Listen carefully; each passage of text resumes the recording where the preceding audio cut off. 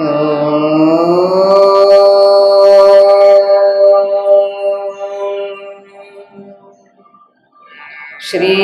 गुरुभ्यो नमः। हरिः ओम्।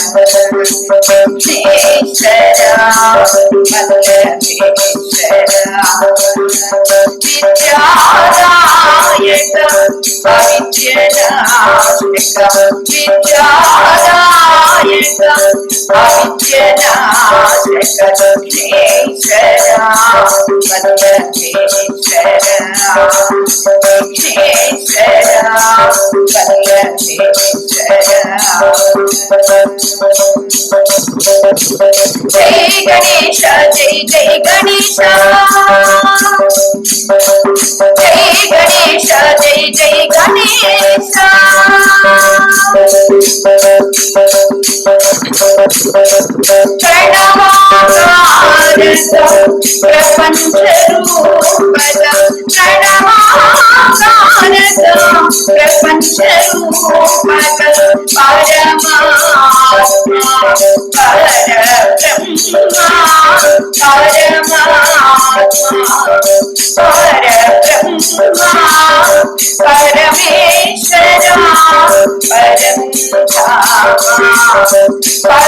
పరమేశ్వర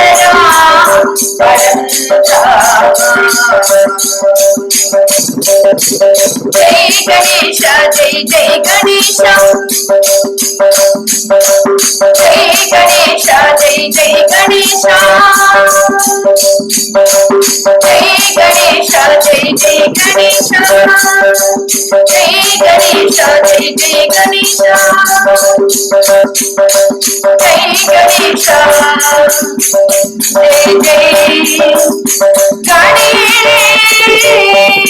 గణేశ విఘ్నేశ్వర వల్లభేశ్వర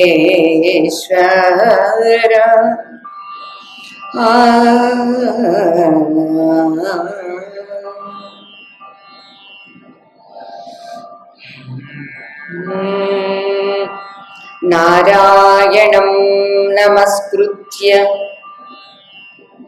నరం చైవ నరోత్తమం దేవీం సరస్వతీం వ్యాసం తతో జయముదీరయేత్.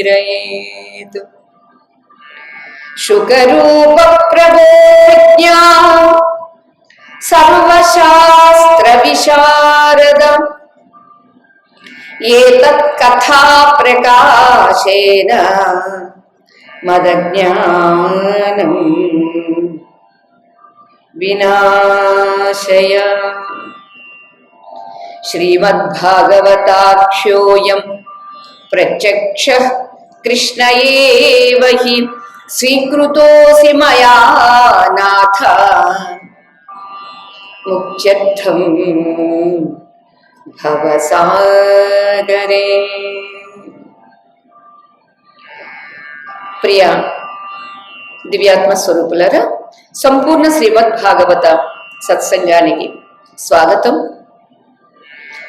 ఒక సగటు మూఢుడైనటువంటి జీవుడు, సామాన్య జీవుడు ఏ రీతిగా కుటుంబం కోసం పోరాడి పోరాడి చివరికి ఆ కుటుంబంతో చేత్కరించబడి శరీరంలో ఓపిక లేక మనస్సులో కోరికలు చావక అంత్యకాలంలో తాను చేసినటువంటి కర్మలన్నీ కాలకింకరులై యమకింకరులై శరీరానికి పాశం వేసి తీసుకుని వెళుతూ ఉంటే ఎంత విలవెల్లాడిపోతూ ఉంటాడు. అంతేకాదు, తాను కర్మలు చేసినప్పుడు ఇది మంచా చెడా అనేటటువంటి విచక్షణ ఉండదు. కానీ కర్మ ఫలం మీదకు ఉరికినప్పుడు లబోదిబోమని అప్పుడు ఏడుస్తాడమ్మా అని అంటూ అంత్యకాలంలో ఒక సామాన్యమైనటువంటి, ఒక స్వార్థపరుడైనటువంటి, ఒక మూఢుడైనటువంటి మనిషి ఎలా బాధపడతాడు, ఎంత పశ్చాత్తప్తుడవుతాడో అదంతా కపిల భగవానుడు మాత, తల్లి అయినటువంటి దేవహూతి మాతకు వివరిస్తూ ఉన్నారు. అమ్మా, యమపాశాలు ఎప్పుడైతే కంఠాన్ని బంధించినవో ఈ స్థూల శరీరాన్ని విడిచిపెట్టి యాతనా శరీరము అనేటటువంటి దానిలో ప్రవేశించి దుర్గమ మార్గమైనటువంటి ఆ యమలోకానికి యమభటులు ఈడ్చుకుని వెళుతూ ఉంటే ఎలా ఉంది వాడి పరిస్థితి అని అంటే, అపరాధం చేసినటువంటి వాడిని, ఆ దోషిని రాజభటులు వెంట ఉండి ఈడ్చుకుని వెళుతూ ఉంటే ఎలా ఉంటుందో అలా ఈ జీవిని యమభటులు ఈడ్చుకుని వెళుతూ ఉంటారు. అలా వెళ్ళినటువంటి వాడు తాను చేసినటువంటి కర్మ ఫలాలను అనుభవించడానికి సంసిద్ధమయ్యే ఉంటాడు. అయ్యో, ఎలా సంసిద్ధమవుతాడండి అని అంటే అక్కడ తప్పించుకోవడానికి అవకాశం కూడా లేనే లేదు. చూస్తూ ఉంటాడు, ఎంతమంది మీదో పడి కుక్కలు పీక్కు తింటూ ఉంటే అయ్యో అని అనుకునే లోపుగానే తన మీదకు కూడా కుక్కలు పడి పీక్కు తింటూ ఉంటే ఆ బాధ, ఆ కష్టాన్ని భరించలేక అమ్మా మూర్ఛపోతాడమ్మా. యమభటులు చాలా భయంకరంగా అరుస్తూ చేసేటటువంటి అదిలింపులకు, బెదిరింపులకు మనస్సు కలవరపడిపోయి శరీరం అంతా వణికిపోతూ, గడగడ వణికిపోతూ తాను పూర్వజన్మలో చేసినటువంటి పాపాలన్నింటినీ జ్ఞప్తికి తెచ్చుకొని పరితపిస్తూ ఉంటాడమ్మా. అంతేకాదు అనుపమ క్షుతృష్ణలంతర వ్యథల చేయ ఝంఝానిలజ్వలజ్వలన చండ భాను ప్రదీప్తి ఝంఝానిలజ్వలజ్వలన చండ భాను ప్రదీప్తి తప్తంబైన వారుగా మార్గానుగత తప్యమాన గాత్రుడై వీపు గసలచే నడువంగా వికలాంగుడగుచు మార్గమునందు నచట నచట చాలా మూర్ఛిల్లి ఆశ్రయ శూన్యమగు నీళ్ల మునుగుచు లేచుచు మొనసి పాప రూపమైన తమ భుజే నిరూఢుడగుచు వెలయ 99,000 యోజనముల దూరంబు గల యమనగరమునకు పూని యమభటు కొంపోవ పోవునంత. ఆ పరిస్థితిని వివరిస్తూ ఉంటే వినడానికే ఇంత భయంకరంగా ఉంటే మరి అనుభవించే పరిస్థితి వస్తే ఇంకెంత భయంగా ఉంటుందో కదా, ఎంత దుర్భరంగా ఉంటుందో కదా ఇక్కడ వివరిస్తూ ఉన్నారండి. అమ్మా ఆ పరిస్థితిలో అనుపమ క్షుతృష్ణ అంటున్నారండి. ఎడతెగని ఆకలి దప్పులతో ఎంతో బాధపడిపోతూ ఉంటాడటండి, ఎంతో వ్యాకులత్వాన్ని పొందుతూ ఉంటాడట. ఆ వీచేటటువంటి సుడిగాలుల మధ్య సోలిపోతూ ఉంటాడంట.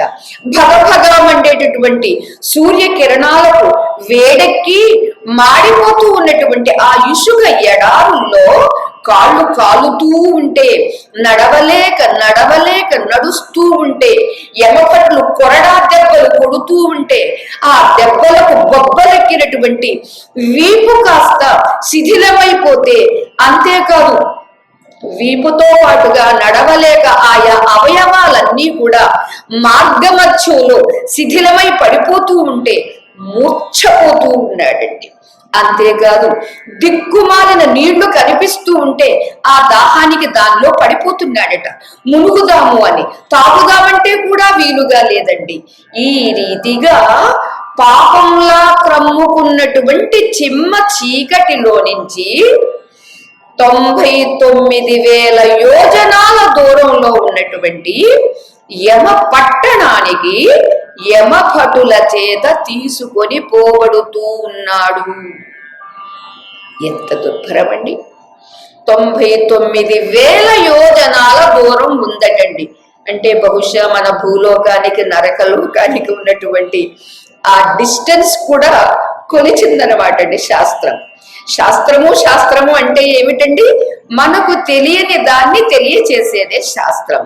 మనకి తెలిసిన దాన్ని చెప్పడానికి శాస్త్రం ఎందుకంటే శాస్త్రానికే మనం చెబుతాం మనకు తెలియని విషయాన్ని. ఇక్కడ కపిల భగవానుడు తెలియచేస్తూ ఉన్నారండి. 99,000 యోజనాల దూరంలో అంటే ఇంచుమించుగా, అంటే యోజనానికి 12 కిలోమీటర్లుగా చెబుతారండి ఇంచుమించుగా. అలాంటిది 12 లక్షల పైగా ఉన్నటువంటి కిలోమీటర్లు, మనకి తెలిసిన కిలోమీటర్గా చూసుకుంటే 12 లక్షలకు పైగానే ఉంటుందండి. అంత దూరము ఎటువంటి దారండి? ఇసుక కాస్త సూర్య తాపానికి, సూర్యుడి యొక్క ప్రకాశానికి కాలిపోతూ ఉంది. దానిలో నుంచి నడిపించుకొని ఈడ్చుకుని వెళ్తారటండి. అంతేకాదు దాహం వేస్తుంది, ఆకలి వేస్తుంది. అంటే ఈ లెక్కని స్థూల శరీరానికే కాదండి, సూక్ష్మ శరీరానికి కూడా ఈ అవస్థ ఉన్నది అనేది మనకి తెలుస్తుంది. సూక్ష్మ శరీరం అంటే మనకి అనుకుంటామండి, ఆకలి వేసి పడుకున్నాం అనుకోండి, దాహం వేస్తే కూడా మంచినీళ్ళు తాగడానికి బద్ధకం వేసి పడుకున్నాం అనుకోండి, పడుకున్నప్పుడు మనకేమీ తెలియదు, కానీ కలలో మంచినీళ్ళు తాగినట్టుగా కల వస్తుందండి. అంటే అప్పుడు వెళ్ళి మన వాళ్ళు ఏదో చెప్తుంటారు, అది నిజమో కదో మనకి తెలియదు కానీ, ఒకసారట పడుకున్న ఆయనకి దాహం వేస్తే మంచినీళ్లు తాగకుండా పడుకున్నాడండి. సరే, ఆయన పడుకుని ఉంటే ఆయన సూక్ష్మ శరీరం లేచిందట. కుండ మీద మూత తీసే ఉందండి. ఈయన వెళ్ళి తాగాడట. తాగుతూ ఉన్న లోపుగా ఎవరో వచ్చి చూసారి కుండ మీద మూత వేయలేదు, వీళ్ళని కుండ మీద మూత వేశారట. వేసేసరికి మంచినీళ్ళు తాగడానికి వెళ్ళిన జీవుడు కాస్త కుండలో ఉండిపోయాడండి. ఇక ఈ లోపుగా కుండ మీద మూత వేసి ఉంది కదండి, వాడు లోపలే ఉన్నాడు ఎవడు జీవుడు. ఇంతలో ఈ పడుకున్న మనిషి లేవటం లేదు. ఇంకేముంది, అయిపోయింది అనుకున్నారు. లబోదిబోమని ఏడ్చారు, బయటకు తీసుకొచ్చారు. అంతా తతంగం చేసే లోపల ఎవరో దాహం వేస్తుందని ఎవరో కుండ మూత తీశారటండి. అప్పుడు డింగిన మళ్ళా జీవుడు వెళ్ళి ఆ శరీరంలో ప్రవేశించాడు. అప్పుడు ఆయన బతికాడు. ఏంటి అంటే, అయ్యో నాకు ఎంతో దాహం వేస్తే మంచినీళ్ళు తాగడానికి వెళ్ళింది, నా మనసు మీరు కాస్త దానిలో పెట్టేశారు అని అన్నాడట. ఇది నిజమో కాదో మనకి తెలియదు కానీ, మొత్తానికి ఇక్కడ కపిల భగవానుడు చెప్పిన రీత్యా మనం ఆలోచన చేస్తే మన ఈ సూక్ష్మ శరీరానికి కూడా ఆకలి దప్పికలు ఉన్నవి అనేది మనకి తెలుస్తుంది. అయితే ఇక్కడ సూక్ష్మ శరీరంగా అక్కడ ఉన్నటువంటి యాతనా శరీరానికి తేడా ఏమిటంటే, ఈ సూక్ష్మ శరీరము స్థూల శరీరంతో సంబంధం కలిగి ఉంటుందండి. కారణ శరీరంతో కూడా ఎలాగో సంబంధం ఉంది. అయితే ఈ సంబంధం ఉన్నటువంటి ఈ సూక్ష్మ శరీరము ఎప్పుడైతే స్థూల శరీరంతో సంబంధాన్ని కోల్పోయిందో అప్పుడు యాతన శరీరం అవుతుందండి. స్థూలంతో ఉన్నప్పుడు సూక్ష్మంగా ఉందండి. స్థూలాన్ని ఎప్పుడైతే కోల్పోయిందో ఆటోమేటిక్ గా కారణం కూడా కోల్పోతుంది. అప్పుడు ఈ ఉన్నటువంటి సూక్ష్మం కాస్త యాతనం అవుతుంది, అంటే లింగ శరీరం అవుతుంది. ఆ లింగ శరీరంగా ఉన్నటువంటి ఈ జీవుడికి కూడా ఆకలి దప్పుకలు ఉంటాయి, సుఖ దుఃఖాలు ఉంటాయి. అందుచేత అతడు చేసినటువంటి పాపకర్మల ఫలితాన్ని అనుభవింప చెయ్యడం కోసమని యమభటులు ఎంత భయంకరంగా ఒక తప్పు చేసినటువంటి వాడిని శిక్షిస్తూ, దండిస్తూ, కొరడాతో జడిపించడం కాదండి, జడిపించడం అంటే ఊరికే ఎలా అనడం, కొట్టడమేనండి. ఆ కొరడాతో కొడుతూ ఉంటే వీపు మీద శరీరంలో ఉండే అవయవాలన్నీ శిథిలమైపోయి నడవలేక ఎంతో బాధతో, పోనీ ఎంతండి, ఎన్ని యోజనాలండి, పోనీ ఏదో 5 యోజనాలు 50 యోజనాలు కాదండి, 99,000 యోజనాలు, అంటే ఇంచుమించుగా 12 లక్షల కిలోమీటర్ల పైగా ఉన్నటువంటి ఆ యమ పట్టణానికి యమభటుల చేత తీసుకొని పోబడుతూ ఉన్నాడు. ఎవడు? ఈ మూఢుడైనటువంటి సామాన్యుడైనటువంటి జీవుడు. ఇట్లు మహాపాపాత్ముండైన వాడు ముహూర్తత్రయ కాలంబునను సామాన్య దోషియగువాడు ముహూర్తద్వయంబునను ఏగి యాతనం పొందును. మహాపాపాత్ముడైనటువంటి వాడటండి ముహూర్తత్రయము అంటే, ముహూర్త కాలం అంటే 45 నిమిషాలు అనుకున్నాం కదండి. 45 నిమిషాలంటే 3:45 నిమిషాల కాలములో అతడు అనుభవిస్తాడటండి ఆ పాపాన్ని. ఇక సామాన్యమైనటువంటి వాడు అంటే వీడంత మహాపాపాత్ముడు కాదండి, సామాన్యమైనటువంటి వాడు ఏమిటి? ముహూర్తద్వయం అంటే 2:45 నిమిషాలు, అంటే ముప్పాతిగా గంటన్నర, ముప్పావు గంటన్నర సమయంలోనే ఈ సామాన్యుడైనటువంటి వాడు ఈ యాతనను అనుభవిస్తాడు అని ఆ రెండిటికి ఉన్నటువంటి తేడా తెలియచేస్తూ ఉన్నారండి. అంటే మహాపాపి కాబట్టి 3 ముహూర్తాల కాలం. ఇక సామాన్యమైనటువంటి వాడు 2 ముహూర్తాల కాలంలో వెళ్ళి యాతనా శరీరంతో యాతనలను, అంటే ఈ శరీరానికి ఆ పేరు ఎందుకు వచ్చిందండి? యాతనలను అనుభవిస్తూ ఉన్నాడు కాబట్టి యాతనా శరీరం. ఏ రీతిగా ఒక ఎక్స్రే థియేటర్కి వెళ్ళేటప్పుడు గ్రీన్ షర్ట్ ఇస్తారో, అలానే ఆ గ్రీన్ షర్ట్ వేసుకున్నటువంటి ఆ పర్సన్ తీసుకురండి థియేటర్కి అని అంటారే, అలానే యాతనలు అనుభవించడానికి వెళుతున్నటువంటి శరీరము కాబట్టి యాతనా శరీరి. యాతనా శరీరంతో ఏం చేస్తున్నాడంటే యాతనలను అనుభవిస్తున్నాడు. గ్రీన్ షర్ట్ వేసుకున్నటువంటి వాడిని థియేటర్ కి అలౌ చేస్తారు, అప్పుడే వాడికి ఎక్స్రేను స్కానింగ్ ఏదో ఏదో చేస్తారు. ఎలానో అలానే ఇక్కడ కూడా యాతనా శరీరంతో యాతనలను అనుభవింప చేస్తారు.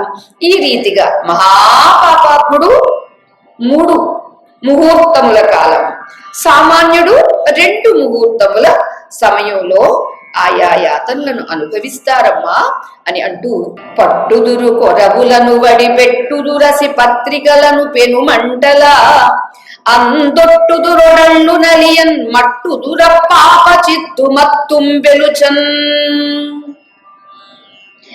ప్రమత్తుడైనటువంటి అంటే ఎప్పుడు వాడికి అలసత్వం, అజాగ్రత్త, అటువంటి వాడు ప్రమత్తుడు.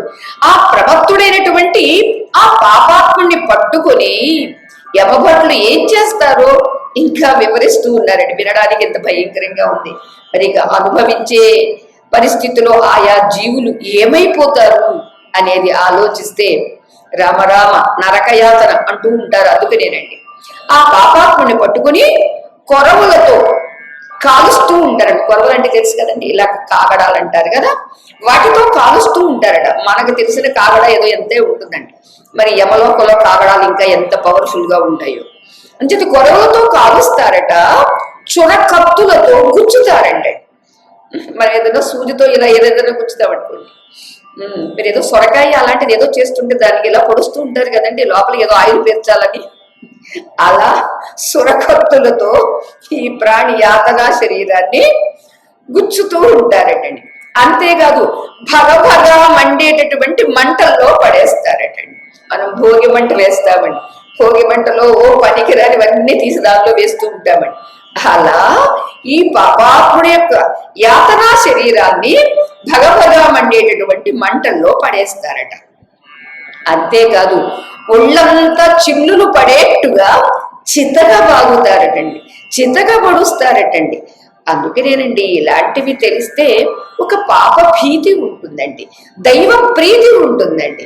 అసలు ఏమీ తెలియదు, నాకు తెలిసిందే వేదము, నేనే గొప్ప, నా ఇష్టం, నేను ఏమైనా చేస్తాను, మరలా తర్వాత జన్మ ఉందా, ఎవడన్నా ఉందని చెప్పొచ్చాడా ఏంటి, ఇదంతా నాన్ సెన్స్, న్యూ సెన్స్ అంటుంటాడు. హిందూ ధర్మము యొక్క, మన సనాతన వేద ధర్మము యొక్క విలువ తెలియనటువంటి వాడండి. అనుభవించేటప్పుడు అడిగి తెలుస్తుంది, అంతవరకు తెలియదండి. ఎందుకో తెలుసా, ఒక విషయాన్ని మనం తెలిసి ఉన్నప్పుడు ఎంత కాదనుకున్నా ఎంతో కొంత జాగ్రత్త పడతామండి, మన ప్రవర్తనలో మార్పు తెచ్చుకుంటామండి. అందుకే శాస్త్రం హెచ్చరిక చేస్తుంది. ఏమీ లేకుండా ఊరికే ఎందుకు బెదిరిస్తుందండి, ఎందుకు హెచ్చరిక చేయాల్సి వస్తుందండి? ఎవ్వరూ పాడైపోకూడదు, ఎవ్వరూ ఏడవకూడదు, ఎవ్వరూ దుఃఖపడకూడదు, సుఖంగా ఉండాలి, శాంతిగా ఉండాలి. అంటే నువ్వు ఎలా ఉండాలి? ధర్మంగా ఉండాలి, సత్కర్మలు ఆచరిస్తూనే ఉండాలి, సదాచారంగా ఉండాలి అని ఇందుకే చెబుతూ ఉన్నారండి. అమ్మా అంతేకాదమ్మా ఇంకా ఉందమ్మా అన్నాడు మహానుభావుడు. ఇంకా చెబుతూ ఉన్నారండి. ముంతురు తప్తతోయముల మొత్తుదురు ఉగ్ర గదాసిధారలం తెంతురు పొట్ట ప్రేగులు వధింతురు మీద నిభేంద్ర పంక్తి రొప్పింతురు ఘోర భంగి కరపింతురు పాముల చేత బిట్టు ద్రొప్పింతురు మీద గుండ్లు వినిపింతురు దొప్పింతురు మీద గుండ్లు తినిపింతురు దేహము కోసి కండలన్ ముంతురు తప్తతోయముల ముత్తుదురుగ్ర గదాసిధారలం తెంతురు పొట్ట ప్రేగులు వధింతురు మీద నిభేంద్ర పంక్తి రొప్పింతురు ఘోరభంగి కరపింతురు పాముల చేత బిట్టు ద్రొప్పింతురు మీద గుండ్లు తినిపింతురు దేహము కోసి కండలన్. అమ్మా వేణిళ్ళలో ముంచేస్తారమ్మా. మీరు కూరగాయలు అవి ఇవే వండాలంటే వేడి నీళ్ళలో ఉంచుతారు కదండి, అలా ఈ యాతన శరీరిని వేడి నీళ్ళలో ముంచేస్తారట. పెద్ద పెద్ద గదలతో కత్తులతో మొత్తుతూ ఉంటారటండి. అంతేకాదు అలా మొత్తుతూ ఉంటే ఏమవుతుందండి, పొట్టలో ఉన్నటువంటి ప్రేగులన్నీ తెంచేస్తారట. మనకి తెలిసినంత వరకు యాతనా శరీరానికి ఇవేమీ ఉండవు అని మనం అనుకుంటూ ఉంటామండి. మనం దీన్ని మాండుక్య కారికలో విన్నప్పుడు ఏ రీతిగా ఈ స్థూల శరీరానికి ఇంద్రియాలు 19 అని చెబుతారండి, ఉన్నవో అవి సూక్ష్మ శరీరానికి కూడా ఉన్నవి అన్నారండి. దాన్ని బట్టి మనం ఏమనుకున్నామంటే, ఓకే, జాగ్రత్త అవస్థలో ఏ రీతిగా ఎన్నింటినీ అనుభవించి హాయిగా పవళిస్తూ ఉన్నాడో, పవళించిన తర్వాత కలలో తిరుగుతూ ఉన్నాడో, కలలో కూడా ఇలాంటి అనుభవాలే పొందుతూ ఉన్నాం కదండి. అందుచేత ఇలలో ఎలా అనుభవిస్తున్నాడో కలలో కూడా అలానే అనుభవిస్తూ ఉన్నాడు. కాబట్టి సూక్ష్మ శరీరానికి కూడా పంచ తన్మాత్రలు, జ్ఞానేంద్రియములు 5, కర్మేంద్రియములు 5, మనో బుద్ధి చిత్త అహంకారములు, ఇలా మనకి 19 సరిపోతుందండి. మొత్తానికి స్థూల శరీరానికి ఏ రీతిగా ఉందో సూక్ష్మ శరీరానికి కూడా అదే రీతిగా ఉంది అనేది మనకి మాండుక్య భాష్య కారికలో మనకి తెలుస్తుందండి. మంత్రంలో కూడా ఉంది, మనం చెప్పుకున్నాం. ఇక్కడ కూడా అదే రీతిగా యాతనా శరీరానికి కూడా ప్రేగులు, శరీరము, బాధలు, ఇవన్నీ అనుభూతులు ఉన్నవి అనేది మనకి తెలుస్తుంది. మరి వేడినీళ్ళలో ఉంచితే నడిపిస్తూ ఉంటే కాళ్ళు చేతులు శిథిలమైపోతూ ఉంటే, గదలతో కత్తులతో మొత్తుతూ ఉంటే, పొట్టలో ఉన్న ప్రేగులన్నీ బయటికి తెంచేస్తూ ఉంటే, బయటికి పడిపోతూ ఉంటే అనే దాన్ని బట్టి సూక్ష్మ శరీరానికి కూడా ఇవన్నీ ఉన్నవి. అంటే యాతనా శరీరానికి కూడా. ఇంకా మదపుటేనుగులతో తొక్కిస్తారు. ఏ రీతిగా మన ప్రహ్లాద స్వామిని వాళ్ళ నాన్న తొక్కించాడు, ఒరే హరిగిరి అనడం మానేరా అని. అలా యాతనా శరీరంతో ఉన్నటువంటి వీడిని యమభటులు ఎంత క్రూరంగా హింసిస్తారు. అంతేకాదు పాముల చేత క్రూరంగా కరిపిస్తారటండి, బండరాళ్ళు మీదకు విసిరేస్తారటండి. అంతేకాదు వాడి దేహాన్ని కోసేసి కూరగాయలు తరిగినట్టుగా ఆ కండలని, ఆ మాంసపు కండలని ఆ పాపాత్ముడి చేతే తినిపిస్తారట. ఎంత ఘోరమండి! ఏ మేకో లేకపోతే ఏ కోడో కోసేసుకుని వీడు తినేస్తాడు. తిన్నప్పుడు వాడికి తెలియదు ఎంత రుచిగా ఉంది అనుకుంటాడు. దాన్ని ఫ్రై చేస్తాడో, లేకపోతే పులావ్ చేస్తాడో, లేకపోతే కుర్మా చేస్తాడో, కర్మా చేస్తాడో, అప్పుడు చేసేసాడు. కానీ ఇప్పుడు కాస్త వాడి దేహాన్నే కోసి ఆ కండలనే వాడి చేత తినిపిస్తూ ఉంటారమ్మా.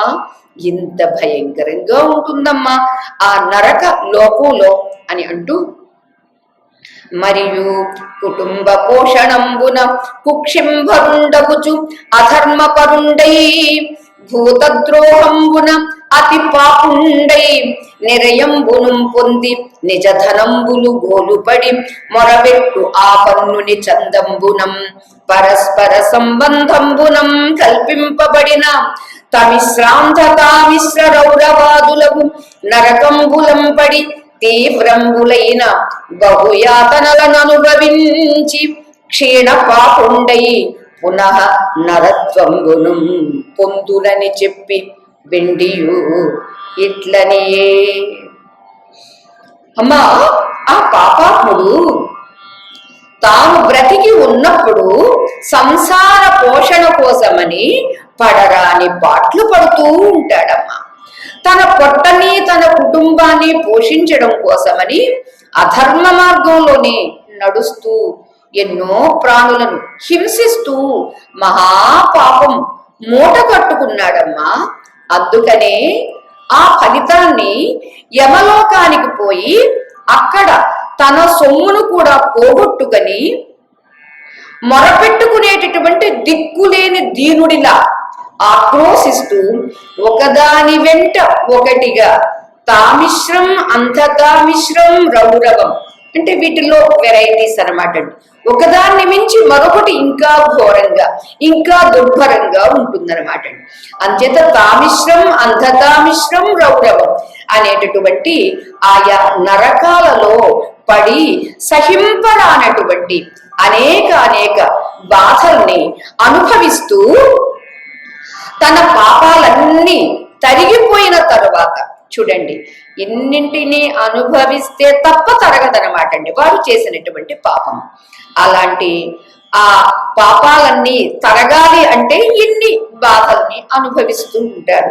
అనుభవించగా పాపాలన్నీ తరిగిపోయిన తర్వాత అప్పుడు మరలా తిరిగి మానవ జన్మ పొందుతాడు. చూడండి, మరలా తిరిగి మానవ జన్మ పొందిన తర్వాత బుద్ధి వస్తుందా అంటే అందరికీ వస్తుందండి. అది సాధ్యమా? వివేకం ఉన్నవాడికే సాధ్యం. మరి వివేకం అంత సులభమా? కాదే. అందుకని ఆ వివేక ప్రధానమే మానవ జన్మ అని అనుకున్నవాడు తరించగలడు. అమ్మా, ఈ రీతిగా అనేక ఏది తామిశ్రం అంధతామిశ్రం రౌరవం అనేటటువంటి అనేక ఘోరమైనటువంటి ఆ నరక యాతనను అనుభవించగా తాను చేసినటువంటి పాపాలన్నీ తరిగిపోగా అప్పుడు తిరిగి మానవ జన్మని పొందుతాడు అని చెప్పి కపిల భగవానుడు ఇంకా ఇలా అంటూ ఉన్నారు. మనం చెప్పుకున్నదే ఇక్కడ చెప్పారండి. తన పొట్టని తన కుటుంబం యొక్క రుచి కోసమని ఎన్నో ప్రాణుల్ని హింసిస్తూ మనకి రుచే ముఖ్యమే తప్ప అక్కడ అరే మరొక ప్రాణి మనం తినబట్టే ఆ ప్రాణుల్ని ఎవడో చంపుతున్నాడు, మాంసాన్ని అమ్ముతున్నాడు. సో వాడు చేసేటటువంటి పాపంలో మనకు కూడా షేర్ ఉంటుంది. తిన్నటువంటి వాళ్ళందరికీ, మనకి అంటే తిన్నటువంటి వాళ్ళకి. అంచేత ఇది మనం గుర్తిస్తే అరే తెలిసి మనం ఎవడికి ప్రాణాన్ని పొయ్యలేకపోతూ ఉన్నాము, తీయడానికి హక్కు ఎలా ఉంది? ఎవరో 10 మంది తింటున్నారు కదా అని వాడు ఓ 10 కోళ్లను లేకపోతే 10 మేకలను కోసి పడేస్తూ ఉన్నాడు. వాడి డబ్బు కోసం, వాడికి కుటుంబ పోషణ, వీడికి కుటుంబం యొక్క ఆస్వాదన, వీడి రుచి కోసము, వాడు డబ్బుల కోసము.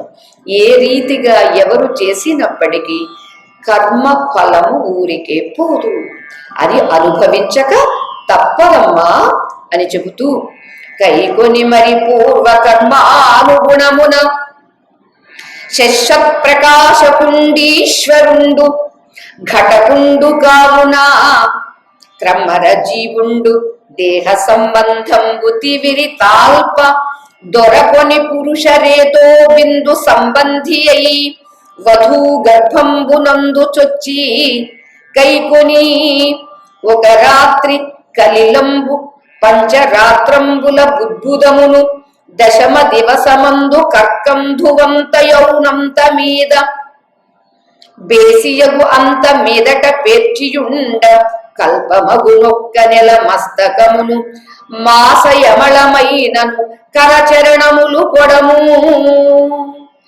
గర్భంలో ఒక జీవి ఎలా పడుతుంది, పడినటువంటిది అది ఎలా పెరుగుతుంది అనేది కూడా చక్కగా వివరిస్తూ ఉన్నారండి. గర్భ సంభవ ప్రకారము అనేటటువంటి దానితో అమ్మా అలా మనిషిగా పుడతాడు అని చెప్పాం కదా. ఈశ్వరుడు అనేటటువంటి ఆ భగవంతుడు ఎప్పుడు శాశ్వతంగా ప్రకాశించేటటువంటి వాడు. ఏం చేస్తాడమ్మా, ఎక్కడెక్కడో ఉన్నటువంటి వాటిని సంఘటిత పరుస్తూ ఉంటాడు, వేరే ఉన్నటువంటి వాటిని కలుపుతూ ఉంటాడు. అంతట అన్నింటినీ సంఘటిత పరిచేటటువంటి ఆ భగవంతుడు ఏం చేస్తాడు, జీవుడు తన పూర్వకర్మలను అనుసరించి మరలా తిరిగి దేహాన్ని పొందకూరుతాడు. దేహం కావాలి అని కోరుకుంటాడండి. అది అయిపోయింది, ఆ పనిష్మెంట్ అయిపోయింది, మరలా తిరిగి స్టార్ట్ చేస్తూ ఉంటాడు, కొత్త జీవితాన్ని మొదలు పెడుతూ ఉంటాడు. ఇది ఎలా జరుగుతుంది అని అంటే అమ్మా, జీవుడు ఈ పురుషుడు యొక్క వీర్యము అనేటటువంటి ఆ బిందువు, అది ఒక చిన్న నీటి బిందువు లాంటిదండి. ఆ వీర్యము యొక్క ఆ బిందు సంబంధంతో స్త్రీ గర్భంలో ప్రవేశిస్తాడు. ఎవడు? జీవుడు. దానికి మన పెద్దవాళ్ళందరూ చెబుతూ ఉంటారు, అతడు ఏ జీవి అయితే ఆ నరకాన్ని అనుభవించిన తర్వాత తిరిగి తనకు ఎక్కడ రుణం ఉందో ఆ రుణంగా ఉన్నటువంటి వాళ్ళ కుటుంబంలోకి వెళ్ళాలి అంటే నవధాన్యాలలో పడతాడు. అది నవధాన్యాలంటే మనకి గోధుమలు, ఎవలు, మనం వాడేటటువంటి బియ్యము, ఇవి రకరకాలు ఉన్నవి కదా, వాటిలో పడితే అది ఆహారంగా ఆ ఇంటి యజమాని తింటాడు. అందుకే మన పెద్దవాళ్ళు ముందు భర్తకి అంటే యజమానికి పెట్టిన తర్వాతే భార్య బిడ్డలు తినాలి అనేటటువంటి ధర్మశాస్త్రం పూర్వకాలం ఉండేదండి. ఇప్పుడు అలా ఏం కాదు, ఎవడికి ముందు కావాలంటే తినడం. అంచేత మొత్తం అంతా అస్తవ్యస్తమైపోయింది మన వ్యవస్థ కాస్త. చేత ముందుగా ఎవరైతే ఉన్నారో అతడికి పెట్టినప్పుడు ఆ ధాన్యంలో అంటే ఆ ఆహారంలో ఉన్నటువంటి ఆ జీవి ముందుగా పురుషుడి శరీరంలోకి ప్రవేశిస్తుంది. పురుషునిలోకి ప్రవేశించిన ఆ జీవ బీజము అనేది 3 మాసాలు ఉంటుంది పురుషునిలో. ఆ ఉన్నటువంటిది మరలా 3 మాసాల తర్వాత ఆ బిందు రూపంగా ఉన్నటువంటిది దాన్ని వీర్యము అంటారు. అదే మరలా భార్య శరీరంలో ప్రవేశించినప్పుడు రేతస్సు అంటారండి. ఆ శరీరంలోకి ప్రవేశించి అక్కడ 9 మాసాలు ఉంటాడు. 9, 3, 12 మాసాలండి. అంటే వీడి యొక్క ప్రయాణము సంవత్సర కాలం అండి. ఇక్కడ 9, అక్కడ 3. అలా ప్రవేశించినటువంటి వాడు ఏమవుతుందట, ప్రవేశించిన తర్వాత ఒక్క రాత్రికి శుక్ర శోణితాలు అంటే పురుషుని శరీరంలో ఉన్నటువంటిది శుక్రము అని, స్త్రీ శరీరంలో ఉన్నటువంటిది శోణితము అని అంటారండి. ఈ శుక్ర శోణితాల యొక్క ద్రవ రూపమైనటువంటిది కలిలమై తరువాత 5 రాత్రులకు అంటే అది 2 కలిసి ఏకమై 5 రాత్రులకు బుద్భుదమై అంటే ఒక బుడగ అయి ఆ పైన 10వ దినానికి అంటే 10వ రోజుకి రేగు పండంత అయ్యి తరువాత మాంసపిండమై గ్రుడ్డు ఆకారాన్ని పొందుతాడు. అందుచేతనే పిండము అంటారండి. అండము, పిండము. ఇక్కడ అండము గ్రుడ్డు ఆకారంలో ఉంటుందండి. ఈ అండం కాస్త నెమ్మదిగా నెల నెలకు మార్పు చెంది పిండం అవుతుంది. అంటే ఒక మాంసపు ముద్ద అవుతుంది. ఇక్కడ మాంసపిండం ఏమైందండి, గుడ్డు ఆకారాన్ని పొందుతాడమ్మా. తర్వాత 1 నెలకు శిరస్సు ఏర్పడుతుంది. 2 నెలలు పూర్తి అయ్యేసరికి ఆ మాంసపు ముద్దగా ఉన్న దానికి కాళ్ళు, చేతులు. మాతాజీ గారు చెప్పేవారండి, ఒక కంద దుంప ఉందనుకోండి, దానికి పిలకలు వస్తాయి కదండి. ఎలా కంద దుంపకు పిలకలు వస్తాయో అలా ఈ మాంసపు పిండానికి తల అనేటటువంటిది కొంచెం పెద్ద పిలక, కాళ్ళు, చేతులు అనేటటువంటివి చిన్న పిలకలు, మరలా దానికి వేళ్ళు అనేటటువంటివి ఇంకా చిన్న పిలకలు. ఎంత ఆశ్చర్యం అండి! ఇది ఎవడు పెట్టాడండి, ఎవడు చేస్తున్నాడండి అంటే అదే తెలియనటువంటి ఒక అనిర్వచనీయమైనటువంటి శక్తి, అదే ఈశ్వరుడు, అదే భగవంతుడు అని మనం గుర్తించవలసి ఉన్నదండి అని చెబుతూ ఇంకా తెలియజేస్తూ ఉన్నారండి. మాసత్రయం 3 మాసాలు అయ్యేసరికి ఏం జరుగుతుంది, 4వ మాసంలో ఏం జరుగుతుంది, 5వ మాసంలో ఏం జరుగుతుంది, ఇక 6, 7, 9 ఇలా ఒక్కొక్క మాసంలో ఈ శిశువు యొక్క శరీర సౌష్ఠవము అవయవాలు ఎలా ఎలా ఏర్పడుతాయి అనేటటువంటి దాన్ని వివరిస్తూ ఉన్నారు. కపిల భగవానుడు దేవహూతి మాతకు వివరిస్తూ ఉన్నారు. అమ్మా, చేసిన పాపాలకు ఆ కర్మ ఫలితాలను అనుభవించడానికి నరక లోకానికి 99,000 యోజనాల దూరంలో ఉన్నటువంటి ఆ యమలోకానికి యమభటులు ఈడ్చుకుని తీసుకుని వెళతారమ్మా. వెళ్ళిన తర్వాత ఆ రౌరవాది నరకాలు అనుభవింప చేసిన తరువాత ఆ పాపాలన్నీ క్షయించిన తరువాత అప్పుడు మరలా తిరిగి ధాన్యం ద్వారా ఒక తండ్రి హృదయంలో ప్రవేశించి ఆపై తల్లి గర్భంలో ప్రవేశించి ఉంటాడు. ఆ గర్భస్థ శిశువు ఎలా ఉంటాడు, అది పిండం ఎలా తయారవుతుంది, ఇదంతా ఎవరు చేస్తున్నారు అనుకుంటున్నావమ్మా? నిత్యంగా సత్యంగా శాశ్వతంగా ఉండేటటువంటి పరమేశ్వరుడు, అతడి వల్లే ఇదంతా జరుగుతుంది. ఎక్కడెక్కడి వాడినో ఎక్కడెక్కడ ఉన్న వాళ్ళనో సంఘటిత పరుస్తాడు. సంఘటిత పరచడమే కాదు, సంఘటిత పరచడం ద్వారా ఎవడి కర్మలు ఎవడి దగ్గర బ్యాలెన్స్ ఉందో, ఎవడికి వీడు రుణం ఉన్నాడు, ఏ తల్లికి ఏ తండ్రికి వీడు బిడ్డడుగా, కూతురుగానా కొడుకుగానా, కూతురు కొడుకుగా వెళుతూ శత్రువుగానా మిత్రుడుగానా అనేటటువంటివి ఇవన్నీ చూస్తూ ఆయా కర్మ ఫలాలను ప్రసాదించేటటువంటి భగవంతుడు ఉన్నాడే, అతడి సాన్నిధ్యంలో ఇదంతా జరుగుతుందమ్మా అని అంటూ ఏం చెప్పారండి? పురుషుడిలో ఉన్నటువంటి శుక్లంగా ఉన్నటువంటి ఆ బిందువు భార్య శరీరంలో ప్రవేశించేసరికి శోణితమవుతుంది. శుక్ర శోణితాల యొక్క ద్రవ రూపమైనటువంటి అది 5 రాత్రులకు బుద్భుతం అంటే ఒక బుడగ అవుతుంది. ఆపై 10వ రోజుకి రేగు పండంత అవుతుంది.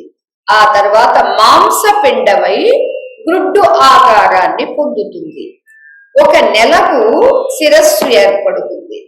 2 నెలలకు కాళ్ళు చేతులు అనేటటువంటి పిలకలులా ఏర్పడతాయమ్మా అని అంటూ, మరియు మాసత్రయంబున నఖ రోమ అస్థి చర్మంబులు లింగ ఛిద్రంబులు కలిగి 4వ మాసంబున సప్తధాతువులును 5వ మాసంబున క్షుతృష్ణలును కలిగి 6వ మాసంబున మావిచేతం పొదువంబడి తల్లి కుక్షిని దక్షిణ భాగంబునం తిరుగుచు మాతృభుక్తాన్న పానంబుల వలన తృప్తి పొందుచు ఏధమాన ధాతువులు గల్గి జంతు సంకీర్ణంబగు విన్మూత్ర గర్తం బంధు తిరుగుచు క్రిమి భక్షిత శరీరుండై మూర్ఛలం పొందుచు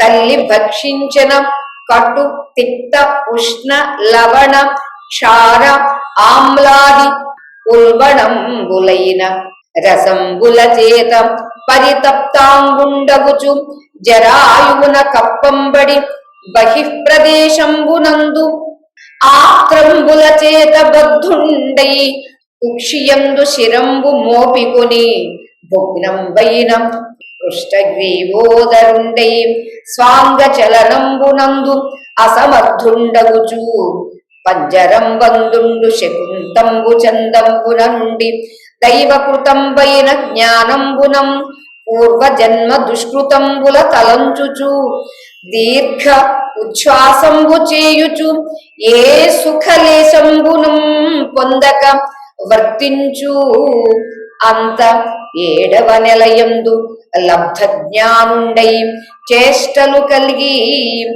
విక్రిమి సోదరుండై ఒక్క దిక్కున నుండక సంచరించుచు ప్రసూతి మారుతంబుల చేత అతివేపితుండగుచు యోచమానుండు దేహాత్మదర్శియు పునర్గర్భవాసంబునకు భీతుండునగుచు బంధన భూతంబగు సప్తధాతువులచే బద్ధుండై కృతాంజలి పుటుండు దేనవదనుండునై జీవుండు తానెవ్వనిచే ఉదరంబున వసింపబడే తానెవ్వనిచే ఉదరంబున వసింపబడే అట్టి సర్వేశ్వరుని ఇట్లని స్తుతించు 3 నెలలకు గోళ్ళు వెంట్రుకలు ఎముకలు చర్మం నవరంధ్రాలు ఏర్పడతాయి. పుంసవనము అని చేస్తారండి 3వ నెలలో. అంటే అప్పటికి ఈ మగ ఆడ అనేటటువంటిది ఏర్పడదు కాబట్టి అప్పుడు చేస్తే పుంసవనము అని అంటే ఆ పిల్లవాడు ఆ జీవి కాస్త మగ పిల్లవాడు కావడానికి వీలుంటుంది ఈ మంత్ర సంస్కారంతో అని అంటారండి. అంచేత ఇక్కడ అమ్మ 3 నెలలు నిండేసరికి గోళ్ళు వెంట్రుకలు ఎముకలు చర్మం నవరంధ్రాలు ఏర్పడిపోతాయి. ఇక 4వ నెలకి సప్తధాతువులు కలుగుతాయి. సప్తధాతువులు అంటే మనం అది వరకు కూడా చెప్పుకున్నాం కదండి. బస, అలాగే మాంసము, మేధస్సు, అస్థి అంటే ఎముకలు, మజ్జ అంటే కూడా గ్రీజ్ లాంటిది అంటుంటారండి. మజ్జ ఎండిపోయింది అంటుంటారు. అలాగే శుక్లములు. ఇక్కడ ఏం చెబుతున్నారు అంటే సప్తధాతువులు అన్నప్పుడు రోమ వెంట్రుకలు, త్వకు చర్మము, మాంసము, అస్థి అంటే ఎముకలు, స్నాయువులు అంటే నాడులు, మజ్జ రోమ, త్వకు, మాంస, అస్థి, స్నాయువు, మజ్జ, ప్రాణములు. ఇవి 7గా చెప్పారు. కొన్నింటిలో కొద్ది డిఫరెన్స్ ఉంటుందండి. ప్రాణములు అనేది చెప్పరు కానీ ఇక్కడ ప్రాణములు కూడా చెప్పారు.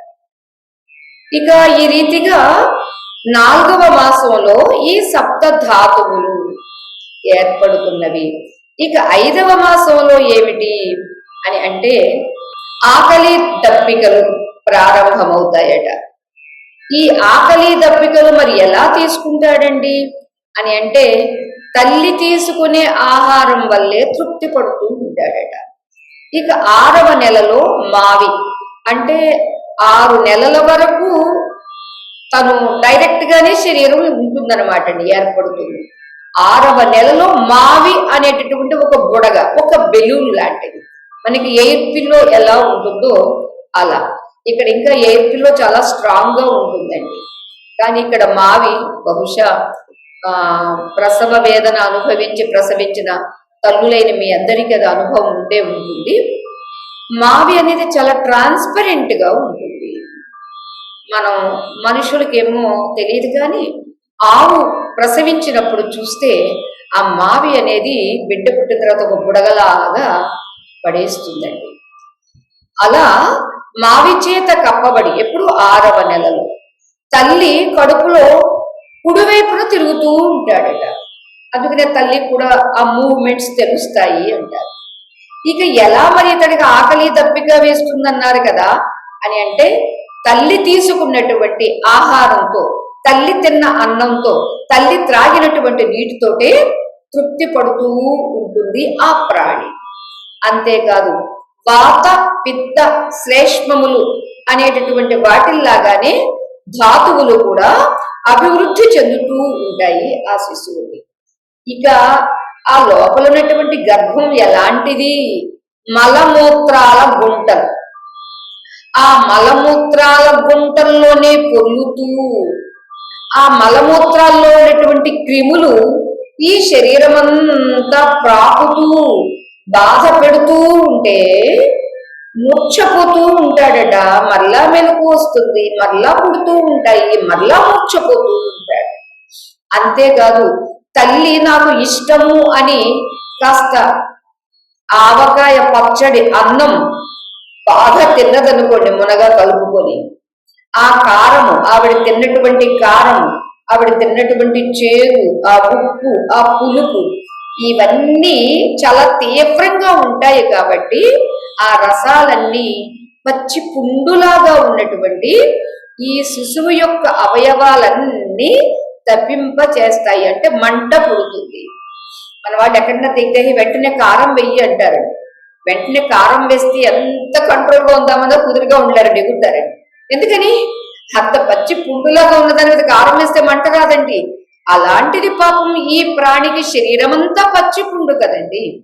అలాంటి దాని మీద తల్లి తినేటటువంటి ఆహారాన్ని బట్టి అది కారమా, పులుపా, ఉప్పా, చేదా అనేటటువంటి వీటి ద్వారా ఆ రసాలన్నీ పడేసరికి ఆ శిశువు అవయవాలన్నీ తాపాన్ని పొందుతాయి, మంటెక్కుతాయి. మనందరికీ తెలుసుకుంది, కారం ఎక్కువ తింటే నాలుకే మండిపోతుంది అంటాము. ఆ మంట ఎలా ఉంటుందో ఇలా ఉంటుంది. ఇక మావిచే కప్పబడి బయట ఉన్నటువంటి ప్రేగులన్నిటి చేత కట్టి వేయబడి, ప్రేగులన్నీ చుట్టేసి ఉంటాయి కదండి. ఎంత ఆశ్చర్యం అండి!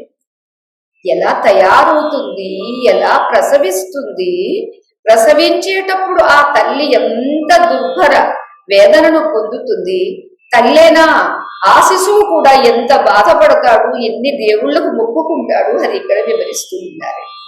మావిచే కప్పబడి ఉన్నప్పటికీ ఆ ప్రేగులన్నిటి చేత కట్టివేయబడి ఉండడంతో పాపం ఏమీ చేసేది లేక ఆ తల్లి బొజ్జలో తల దూర్చి తల వంచి ముడుచుకొని, మనం చాలా చోట్ల ఫోటోలు చూస్తూ ఉంటామండి హాస్పిటల్స్ లో. మన గైనకాలజిస్ట్ దగ్గర అయితే అవే చాలా బాగా పెడతారండి. అంచేత తల దూర్చి వంగి ముడుచుకొని ఇలా ఈ రెండు చేతులు తల మీదకి పెట్టి పడుకుని ఉంటాడటండి. తన అవయవాలు కదిలించడానికి శక్తి లేక పంజరంలో చిక్కినటువంటి పక్షిలా బంధితుడై ఉంటాడు. ఒకటి మావి అయితే రెండవది పేగుల యొక్క బంధన. అంచేత పంజరంలో ఉన్నటువంటి పక్షిలాగా బంధితుడై ఉంటాడు.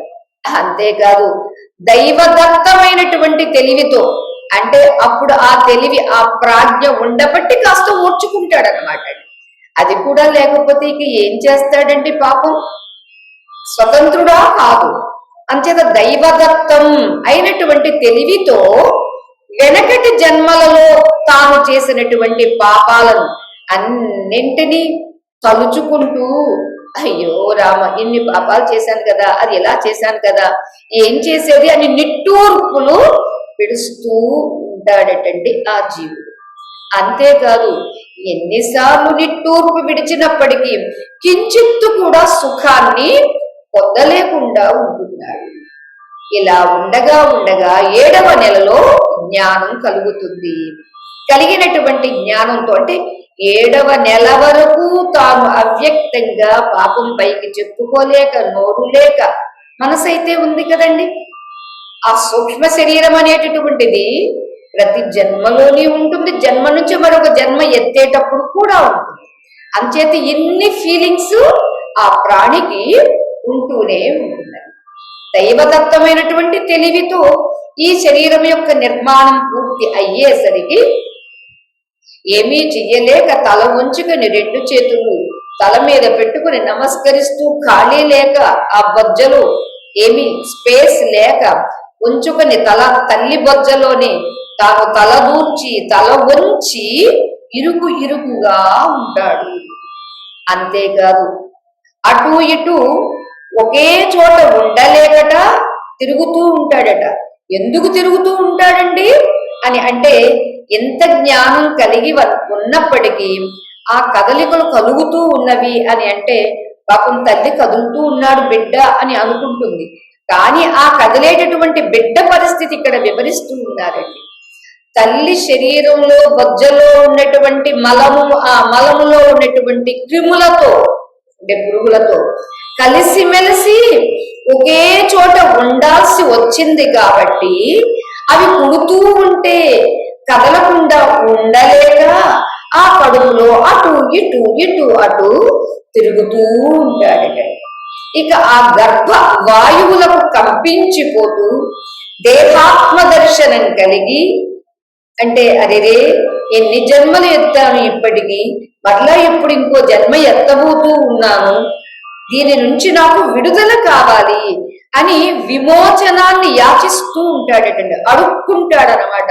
భగవన్ నన్ను రక్షించు, నన్ను విడుదల చెయ్యి, నాకు నీవే దిక్కు అని యాచన చేస్తూ మరలా గర్భవాసం కలిగినందుకు భయపడుతూ బాధపడుతూ బంధన రూపాలైనటువంటి ఈ 7 ధాతువులతో బంధితుడై చేతులు 2 జోడించి దీన వదనంతో దీన ముఖంతో ఈ జీవుడైనటువంటి వాడు ఏ దేవుడు తనకి ఈ గర్భవాసం గర్భ నరకం కలిగించాడో ఆ దేవుణ్ణి, ఆ సర్వేశ్వరుణ్ణి అమ్మా ఈ విధంగా స్తుతిస్తాడమ్మా అని అంటూ ఆ స్తుతిని కూడా ఇక్కడ మనకి తెలియచేస్తూ ఉన్నారు.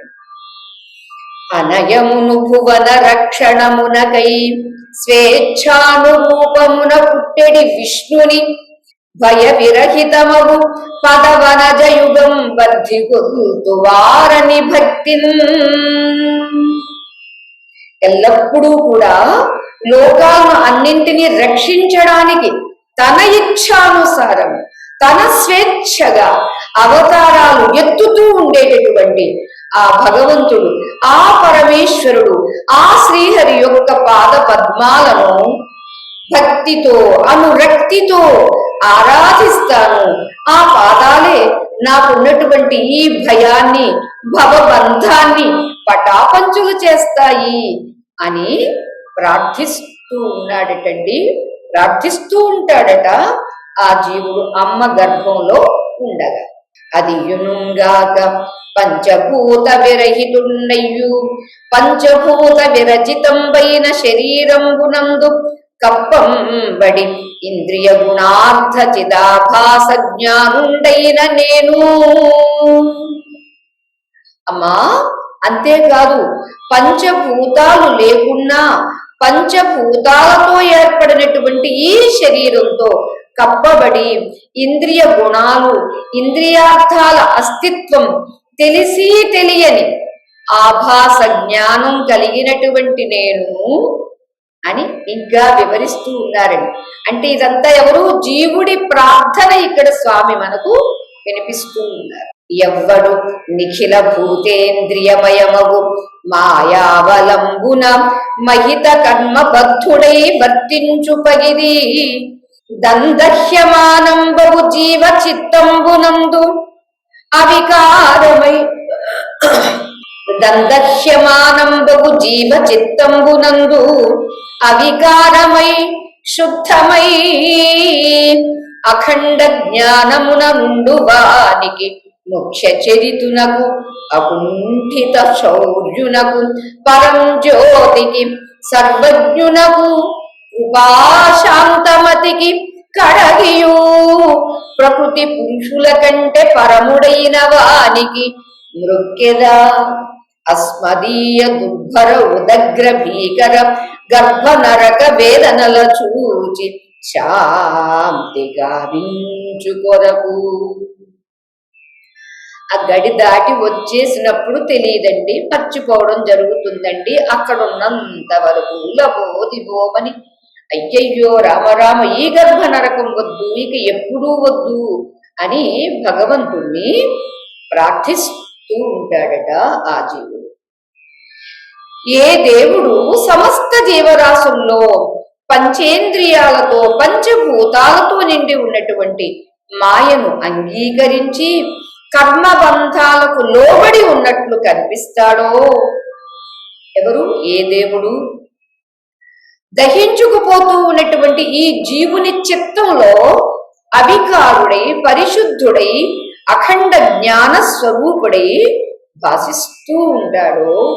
ఆ ఉదాత్త చిరుతునికి మొక్కవోని శౌర్యం కలవానికి, ఆ పరంజ్యోతికి, ఆ దయామయునికి, ఆ శాంతమూర్తికి, ప్రకృతి పురుషుల కంటే అతీతుడైనటువంటి ఆ భగవంతునికి ఈ భరింపరాని భయంకరమైనటువంటి ఈ గర్భ నరకంలో ఉన్న నన్ను రక్షించి శాంతి కలిగించమని నమస్కరిస్తూ ప్రార్థిస్తున్నాను అంటాడమ్మా ఆ జీవుడు అని ఇంకా వివరిస్తూ ఉన్నారండి కపిల భగవాన్. అనవుడు సుతునకు జనని ఇట్లను తగ మహితాత్మ ఎవ్వని మహిమ చేత ఘనమోహులై గుణకర్మ నిమిత్త సాంసారిక మార్గ సంచారములను ధృతి సెడి అలసి ఏ దిక్కు నెరుంగక హరిపాద ధ్యానంబున ఆత్మమరచియుండు వారలకు ఏ యుక్తియు అమ్మహాపురుషుని అనుగ్రహ బుద్ధి లేక తద్గుణ ధ్యాన తన్మూర్తి దర్శనములు గోచరించుట ఎట్లు నాకును ప్రబోధ కలితముగ పల్కుమనవుడు కపిలుడనియే అంబతోడను సుగుణ కదంబతోడ. అంబ సుగుణాల కదంబ ఎవరండి? కపిల మహాభగవానుని కన్నటువంటి అమ్మ దేవహూతి మాత. ఆ తల్లిని అంత చక్కగా ఇక్కడ సంబోధన చేస్తూ ఉన్నారండి. ఇలా ఎప్పుడైతే కపిల భగవానుడు చెప్పాడో ఆ జీవుడు గర్భనరకం వద్దు తండ్రి, నన్ను దీని నుండి ఉద్ధరించు, రక్షించు అని ప్రార్థిస్తూ నమస్కరిస్తూ ఉంటాడు అని చెప్పినటువంటి కొడుకుతో దేవహూతి మాత ఇలా అన్నదట, నాయనా ఓ మహానుభావ, ఎవడి మాయ వల్ల ఈ మానవులు వ్యామోహంలో పడి గుణ కర్మ నిమిత్తంగా ఏర్పడినటువంటి ఈ సంసార మార్గంలోనే బ్రతుకుతూ దానిలోనే ప్రయాణం చేస్తూ ధైర్యం చాలక అలసిపోయి దిక్కు తెలియక చీకాకు పడుతూ చివరకు ఆ దేవుడి యొక్క పాదాలని ధ్యానించాలనేటటువంటి విషయాన్ని కూడా మనస్సులో మరిచిపోతాడో, మర్చిపోవడానికి కూడా గల కారణం ఆ భగవంతుడి యొక్క మహామాయ కదండి. అమ్మ మన పక్షంలోనే చెబుతుందండి. అందుచేత ఏ భగవంతుడి మాయ వల్ల వీడు మర్చిపోతున్నాడో, మనస్సులో కూడా ధ్యానించాలనే విషయాన్ని మరచిపోతాడో, ఆ పురుషోత్తముడి యొక్క అనుగ్రహం లేనిదే ఆ మానవులకు ఆయన యొక్క దివ్య గుణ గణాలను ధ్యానించాలని, ఆ భగవంతుని యొక్క దివ్య మంగళ మూర్తిని దర్శించాలనే బుద్ధి పుడుతుందా అని అడిగింది. నిజమే కదా, ఆయన అనుగ్రహం ఉన్నవాడికి పుడుతుందండి. అందరికీ పుడితే ఆయన అనుగ్రహం దేనికండి, అసలు ఆయన దేనికండి? అంచేత ఇంత ప్రశ్నిస్తూ ఆ భగవంతుడి యొక్క మహామాయ వల్ల స్మరించాలనేది కూడా స్పృహ ఉండదు. అయితే ఎవడికి ఆ పురుషోత్తముడి యొక్క అనుగ్రహం ఉంటుందో, అనుగ్రహం ఉన్నవాడికే ధ్యానించాలని, ఆయన్ని దర్శించాలని బుద్ధి పుడుతుందే తప్ప ఊరికే పుట్టదు అని అంటుందండి. ఈ సంగతి నాకు కనువిప్పు కలిగేలా విప్పి చెప్పు తండ్రి అని దేవహూతి మాత అడిగితే, సద్గుణాల వల్లి అయినటువంటి ఆ తల్లితో కపిల భగవానుడు ఇలా అంటూ ఉన్నారండి. అట్టీశ్వరుండు కాలత్రయంబునందును జంగమ స్థావరాంతర్యామియగుటం చేసి జీవకర్మ మార్గంబులం ప్రవర్తించువారు తాపత్రయ నివారణంబు కొరకు భజింతురు అని చెప్పి మరియు ఎట్లని, అమ్మా ఆ భగవంతుడు మూడు కాలాల్లోనూ చర అచర, కదిలేటటువంటివి కదలిక లేనటువంటివి అయినటువంటి ఈ ప్రపంచంలోని సమస్త జీవరాశుల్లో అంతర్యామిగా ఉన్న కారణంగా వారు వాళ్ళ బ్రతుకు తెరువు కోసం పయనించేటటువంటి వారు తాపత్రయాలు తప్పించుకోవాలి అని ఆ పురుషోత్తముణ్ణి ఆరాధిస్తారమ్మా. తప్పించుకోవాలి, ఇవి తాపత్రయాలు అనే తెలియదండి. తెలియకపోతే దాని నుండి తప్పించుకోవాలనే స్పృహ ఎక్కడొస్తుందండి? ముందు తెలియాలి కదా.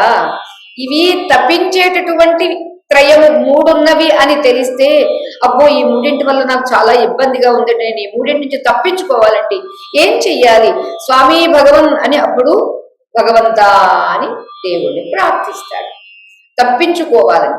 అసలు అవి తాపత్రయాలనే గుర్తించలేదు అంటే అంత తమస్సు, అంత రజస్సు, సొంతంగా తెలీదు. ఎవరైనా చెప్తే కూడా ఎందుకండి చిన్నప్పటి నుంచి ఇప్పటి నుంచి ఎందుకండి, ఎప్పుడు చివరిలో రామకృష్ణ అంటే సరిపోతుందండి, చచ్చేటప్పుడు అంటే సరిపోతుంది కదా, అంతవరకు హాయిగా భోగాలు అనుభవిస్తే సరిపోతుంది కదా అనేటటువంటి వాదం వాళ్ళే ఎక్కువ మంది ఉంటూ ఉంటారు.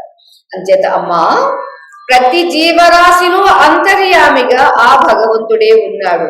అయితే వాళ్ళ బ్రతుకులో సంభవించేటటువంటి ఆధ్యాత్మిక, ఆది భౌతిక, ఆది దైవిక అనేటటువంటి ఈ తాపములను తమ జీవితాలలో కాస్త బుద్ధి జ్ఞానము ఉంటే తమ కళ్ళ ముందు ఎంతమంది జీవితాలలో ఇవి జరుగుతూ ఉన్నవో, ఉరుగుతూ ఉన్నవో, ఎంతమంది బాధపడుతూ ఉన్నారు అని చూసి ఆ తాపత్రయాల నుండి తప్పించుకోవడం కోసమని ఆ పరాత్పరుణ్ణి ఆరాధిస్తారమ్మా అని చెప్పి ఇంకా అంటూ ఉన్నారు. జనయిత్రి గర్భమందును ఘన క్రిమి విన్మూత్ర రక్తగర్తములో నన్మునుగుచు జఠరాగ్నిని దినదినమును సంతప్యమాన దేవుండవుచు. అమ్మా జనయిత్రి, ఈ జీవుడు తల్లి గర్భంలో క్రిములతో నిండినటువంటి మలమూత్రాల నెత్తురు గుంటల్లో మునుగుతూ, ఏమిటంటే మరి ఇంత భయంకరంగా వర్ణన చేస్తూ ఉన్నారు. తల్లి గర్భంలో ఏమైనా డన్లెప్ బెడ్ ఉందా, మల్లెపూల పాన్పు ఉందా, సెంటు ఉందా, ఏమి ఉంది? ఆలోచిస్తే ఆ మలమూత్రాలు, నెత్తురు గుంటలు, పేగులు ఇవే కదండి ఉన్నది. అదే ఇక్కడ వర్ణన చేస్తూ ఉన్నారు. ఆయా నెత్తురు గుంటల్లో మునుగుతూ ఆకలి మంటలతో దినదినము తప్పించేటటువంటి దేహం కలిగినటువంటి వాడి దేనవదనుడవుచు దేహి దేహంబు వలన నిర్గమింపదలచి చనిన నెలల నెన్ని కులుచు నెలకొని గర్భంబు వలన వెడల త్రోయువారుగలదే. దైన్యంతో దీనవదనంతో ఆ గర్భ నరకం నుండి బయటపడాలని చాలా భావిస్తుందటండి ఆ ప్రాణి. ఎన్ని నెలలు గడిచినవి అని లెక్క పెట్టుకుంటూ ఉంటాడటండి. ఇక్కడ పాపం తల్లి లెక్క పెట్టుకుంటుంది. ఆ తల్లికి తల్లులైనటువంటి వాళ్ళు కూడా ఎన్ని రోజులు, ఇంకా ఎన్ని నెలలు ఏమిటని వీళ్ళు లెక్క పెట్టుకుంటారండి. వీళ్ళిద్దరూ లెక్క పెట్టుకుంటారని మనకు తెలుసు, కానీ గర్భస్థ శిశువు కూడా లెక్క పెట్టుకుంటుందని మనకు తెలియదు. అది ఇక్కడ తెలియచేస్తూ ఉన్నారండి. ఎన్ని నెలలు గడిచినవి, ఇంకా నేను ఎప్పుడు బయటపడాలి, అసలు నన్ను ఈ గర్భం నుండి బయటకు తోసేవాళ్ళు ఎవరు, నన్ను బయట పెట్టేవాళ్ళు ఎవరైనా ఉన్నారా లేదా, ఏమిటి అని పరితపిస్తూ ఉంటుందమ్మా ఆ ప్రాణి అని అంటూ ఇంకా వివరిస్తూ ఉన్నారండి. ఎప్పుడైతే అలా తలుస్తూ ఉంటాడో, దైవదత్తంపైన జ్ఞానం అన్నారు కదండి, ఆ దైవదత్తమైనటువంటి జ్ఞానంతో దీన రక్షకుడు ఉన్నాడు, అతడే పుండరీకాక్షుడు, అతడు మాత్రమే నన్ను ఈ గర్భ నరకము నుండి విముక్తి కలిగిస్తాడు, కలిగించు భగవన్ అని అంటూ ఆ మహాత్ముణ్ణి ప్రార్థిస్తూ ప్రత్యుపకారంబు చేయలేమికి అంజలి మాత్రంబు చేయందగునట్టి జీవుండనైన నేను అని అంటూ ఇంకా వివరిస్తూ ఉన్నారండి. స్వామి, నువ్వు నన్ను గాని అడుగుతావేమో, ఒరే బానే ఉందిరా, నిన్ను గర్భ నరకం నుంచి తప్పిస్తా, నువ్వు నాకేమిస్తావు, నాకేం చేస్తావు అంటావేమో స్వామి. నీకు నేనేం చేయగలను, నా దగ్గర ఏముంది, ఏమీ లేదు, అంజలి మాత్రమే అని రెండు చేతులు జోడించి ఉన్నటువంటి శిశువు అదే రీతిగా పుడుతుంది అంటున్నారండి. అందుచేత రెండు చేతులు జోడించి ఇది మాత్రం తప్ప నేను ఏమి చెయ్యగలను అని విలపిస్తూ ఉంటుందమ్మా అని వివరిస్తూ ఉన్నారు. అది మనం రేపు చెప్పుకోవడానికి ప్రయత్నం చేద్దాం.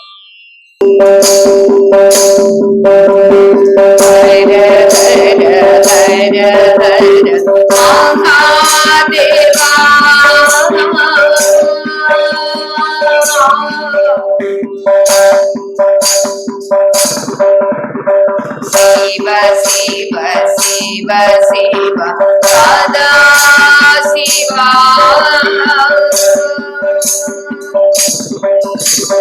హర హర హర హర మహాదేవా శివ శివ శివ శివ సదా శివ నమో నమో నమః శివాయ నమో నమో నమః శివాయ నమో నమో నమః శివాయ నమో నమో నమః శివాయ. హర హర హర హర మహాదేవా హర హర హర హర మహాదేవా శివ శివ శివ शिव शिव सदा शिव शिव शिव शिव शिव सदा शिव नमो नमः शिवाय नमो नमः शिवाय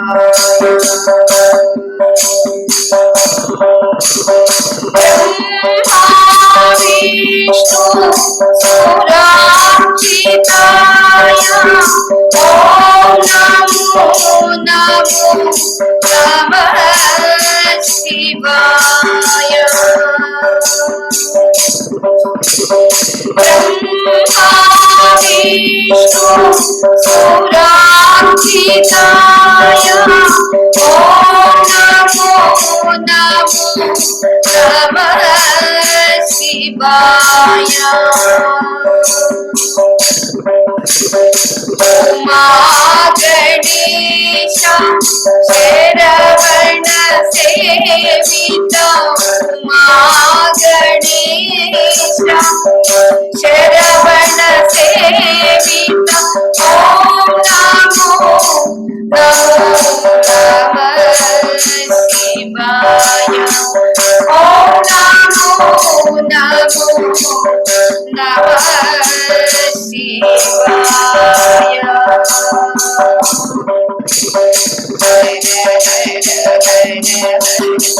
महादेवा शिव शिव शिव शिव सदा शिवा महादेवा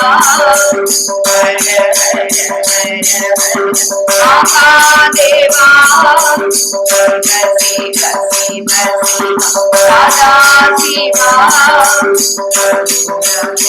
नमो नमः शिवाय हर हर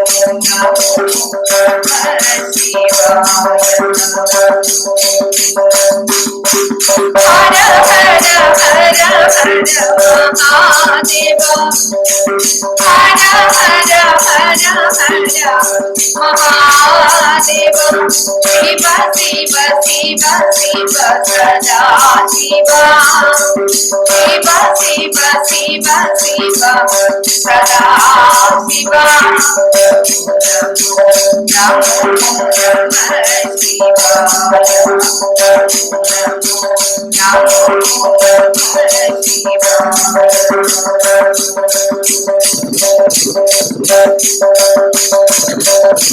ब्रह्मा विष्णु सुरार्चिताय ब्रह्मा विष्णु सुरार्चिताय ॐ नमो नमो नमः शिवाय ॐ नमो नमो नमः शिवाय उमा गणेश शरवण सेवित उमा गणेश शरवण सेवित ॐ नमो नमो नमः शिवाय ॐ नमो नमो नमः शिवाय ॐ नमो नमो नमः शिवाय हर हर हर हर महादेवा शिव शिव शिव शिव सदा शिवा ॐ नमो नमो नमः शिवाय ॐ मंगलम यादवेन्द्राय महनीय गुणात्मने चक्रवर्ती तनूजाय सार्वभौमाय मंगलम